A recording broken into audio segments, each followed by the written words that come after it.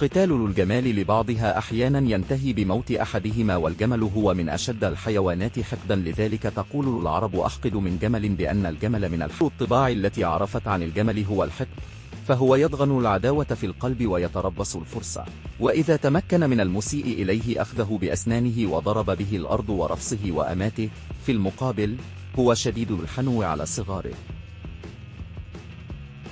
يحتاج إلى جو درجة حرارته تزيد على هذه الدرجة، وبالتالي يحتاج الجمل إلى درجات حرارة عالية حتى يعرف. نظرية أخرى في هذا الشأن، وتتميز الإبل بطباع معينة يعرفها كل من يتعامل معها، فهي تميل إلى العيش وسط قطعان من نفس فصيلتها، وإذا انفرد بعضها عن القطيع فإن همه الأول يكون في العودة إليه مرة أخرى. ولما عرف العربي هذا الحقيقة، عمد إلى تقييد كبير الإبل في موضع محدد لي جعل القطيع كلها يرعى بالأقرب منها فلا يشذ منها فرد، كما تعد الإبل من الحيوانات لجبنة، فعلى الرغم من كبر حجمها لكنها تخاف من أصغر الحيوانات، وإذا ما ظهر حيوان مفترس أو سرب جراد بالأقرب منها بغتة أسلمت قوائمها للريح وتبعها القطيع كله. ولعل من أشهر الطباع التي